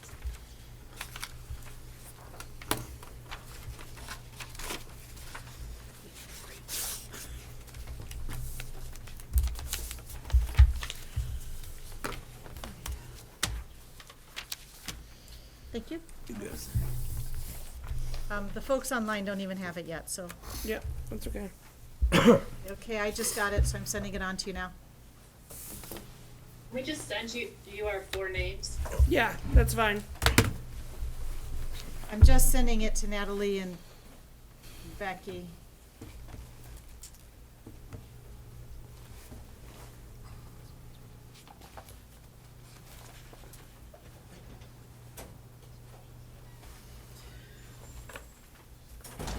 Okay, it's on its way. Are we missing 1, 2, 3, 4, 5, 6, 7, 8, 9? Oh, we're all here. We're Okay. missing because we're down one. Well, right, no, we're down 4, but I didn't know if we were missing. Down the You one can, we were yes, used you to. most certainly can. And when I get messages from these guys, I will let you know.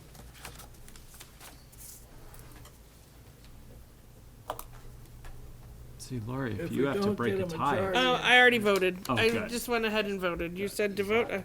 Okay. I'm still waiting for it to come. Okay. It's just not like board. That's because you live out in Whiting. Can you screenshot it and send it to me by Yeah. text? I will. Oh, yeah, I'll do it right here. Thank you. I can do that.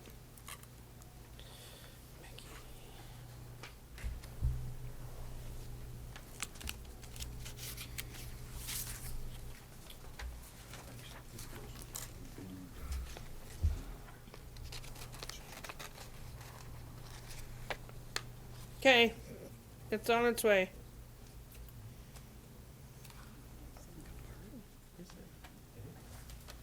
No.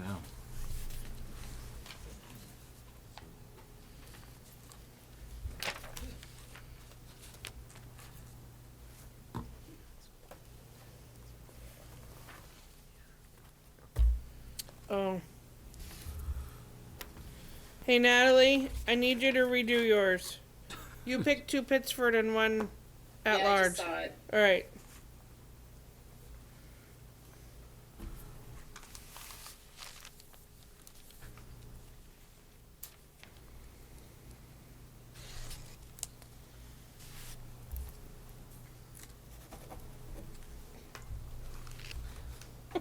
Yeah.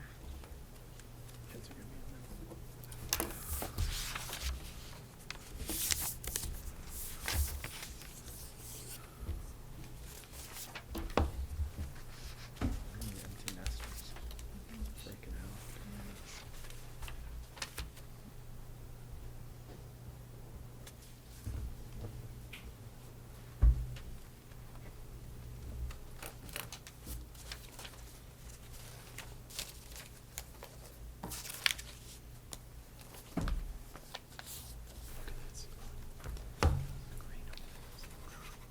Do you have another at-large, Becky? Because you get to pick 2. And then Natalie, I'm waiting for a second one for you from the at-large. Let's see. Brent. And then.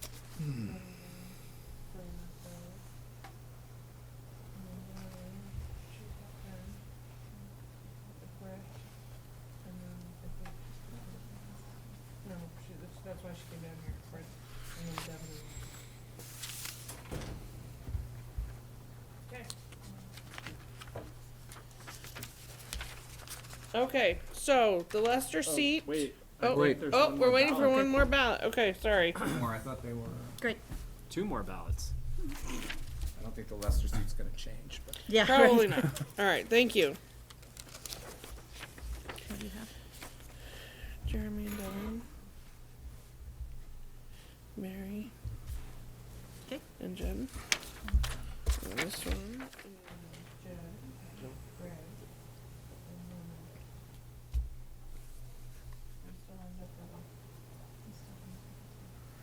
Okay. Well, then we'll have to, then we'll vote one more time for just those two. So there is, okay, so the Leicester seat is won by Jen Mallory, because she was the only one. I'm making sure that Yeah, you won. Okay. The Pittsford seat was won by Brett Mullen with 4 votes. Mary and Greg both had 2 and Stephanie had 1. Okay. And then the at-large seat, Devin has won the first seat with 8 people. And then Len and Jeremy both got the same number of votes. So, in that case, it's a runoff. And there are 9 of us, so we should be able to pick just one of them. So, I need you guys to re-vote with, Tiny little scrap of paper that we write a name on, is that what you want us to do? Here, Here. pass these back out. And yep, It doesn't matter whose you have, right? right. No, it doesn't. So- Just write it on one half or something. For you. Can you send that to Kevin, please? All right. So Len or Jeremy are your choices. No, don't, no, just on the back, Kevin. Yep. Sorry.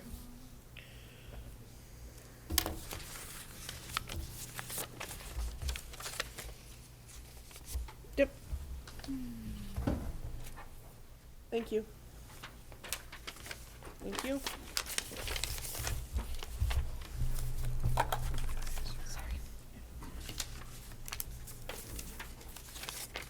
Just make piles. Thank you.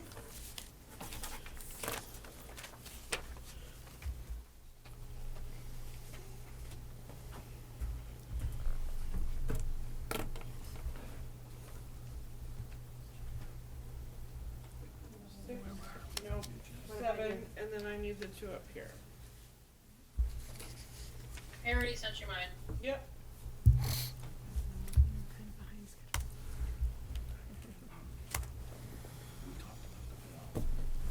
Okay, and so Jeremy has won the second seat. 5-4. All right, so we will let What's his last name? Jeremy Gildrian. Yep. And he is from Leicester, and he will have the at-large seat. So we will notify them. You will notify them Yep. for me. My Thank office you. will take care of it. Perfect. All right, moving on. Arnold District Road School Bell update. We pretty much got that at the beginning of the meeting, so we're going to move on from that. RNESU board report. Barbara, what did we do at that meeting? Oh, come on. Yeah, right, that's me. We talked about, the, universal pre-K, boundary Mm-hmm. and the lottery for it. We heard, from some, parents. We reviewed what the boundary is or the history of the boundary of our pre-K district. And we voted to maintain the boundary and the 5 lottery slots. Right. Okay. Perfect. Also, while we're reporting, that was pretty much all we did, other than some monitoring reports. The other Well, thing that, you had reports from information technology and special services. yep. The other thing we need to talk about is that because McLoughlin has resigned, his seat is open on the RNESU board from Otter Valley. So tonight we need to vote in on someone to take his place. So I was hoping we could open up nominations for people to go to the RNESU board. Barbara? I nominate Rebecca Bertrand. Okay. Any other nominations? Hearing none, Becky Bertrand, you are headed to the RNESU board. So our next meeting is May 18th. Thank you. Review the board annual work plan. So our next meeting, which is May 18th, we will be talking about facilities and what we, facility projects for the summer. Brenda will be coming forward with those. We'll also be having 2 presentations, one from Susan Hennessy about tech integration here at the high school and elsewhere beyond the district. And there's another one. I know what it is. Equity? Diversity and equity? On- Susanna? No, it's something else. It's on your work plan. Just It is on my work plan, which I have here somewhere in this. Equity and diversity Oh, presentation. okay. Well, then that is Susanna. And she will fill you in on what's been happening in the district. That's right. So, Have we scheduled a tech ed presentation for? not recently. I did talk to Devin. He did do one for us a year and a half ago or so. We had questions about the welding budget come up last time, and Right, well, that's facilities, and so we will be talking about facilities next meeting. And I know Devin has been in contact with Brenda and Jim in regards to his needs. So that should come up through that. okay, I think he's prepared a pretty detailed budget for I'm sure he has. So, and I know he's, like I said, I know he's been talking to Brenda and Jim. His and- budget would not come directly to the board. His budget would go through the budget process, the facilities director and Brenda, to be built into all of the facilities that come to the board, so that the board has the full picture Okay. and not a single. And he has met with Brenda and they've talked through that. Okay. Yep. Superintendent informational report. So you have a written report, and we've done most of it, but the one thing that I'm bringing to you for consideration in particular is, back to Devin, when I read on Twitter that we had named a program after a person, not that I disagreed with the naming or the person, it made me go back to our policies and look at where does the naming of programs or buildings fit in? And there is nothing that speaks to it specifically. It seems as though it would fall under asset protection, because I can give you one example before I leave to go to work. I forget what year it was, but Pittsford Town Hall, owned by the school and whatnot, is named after Dan Burdett. right, And I named it that. And in order to do that, legality and whatnot, we found out that we had to pitch it at town meeting day. okay. And I had to go out and present my speech and present everything and the cost of $500 and the labor's free and all that, and it was voted on unanimously. That's how we worked it And out that's how it was that time. before mergers, you had to do it town by Yeah. town. But now that you have merged, you ultimately are responsible for all facilities. So the question I have for you is this something you want to delegate to the superintendent? Is it something that you want the superintendent to bring forward with criteria to you or a process to you for your consideration? Is it something that you would actually want to put in the policy so that should it come up again, you know, everybody knows what the process is on how to name buildings, et cetera. So I gave you a sample idea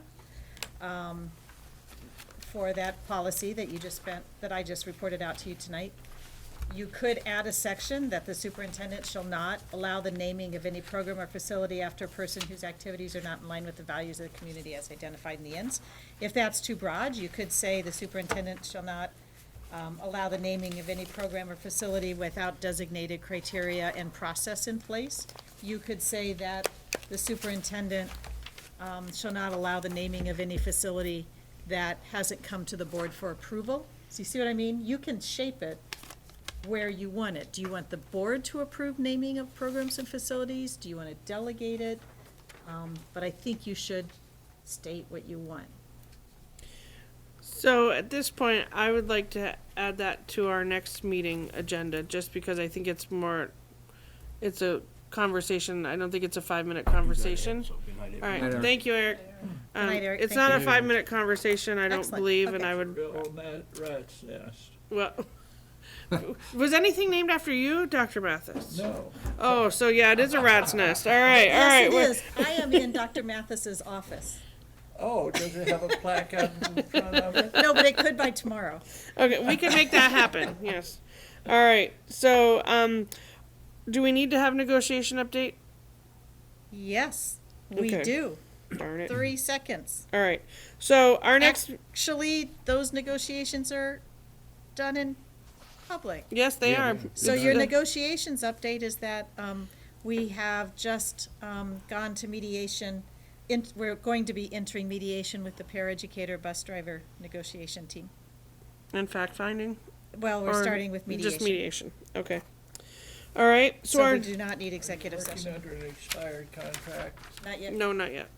okay. Our next meeting is scheduled for Wednesday, May 18th, here at Otter Valley at 6. I will be here for half the meeting, and then Derek will take over, because I'm going to the middle school concert downstairs, since my kids are in it. And other than that, I say we're good to go, and I would maintain a motion to adjourn. Entertain. Actually, the only thing is, Did we welcome our new student rep yet? Yes, we did at the Yeah, right beginning away. before, but we didn't give them a chance to speak, and I'm sorry Oh, that did needed to you- be on the agenda. Not really. How about you do that at our next meeting? Okay. All right, we'll do that. All right, sounds good. Just give us a Overview. thumbnail of what's happening. Yeah, well, we kind of did that. We did that for them. We pulled it out when we were You talking about kinda Otter did. Follies There was a little and all break that there, good and you stuff. guys were and- contributing stuff, so Yeah. that was helpful. so, okay. So you need a motion? I really figure that they'll just, hit leave and we're gonna leave, so. Okay. I don't You're think so. leaving by consensus. We're leaving by consensus. So goodbye, everyone, and good night.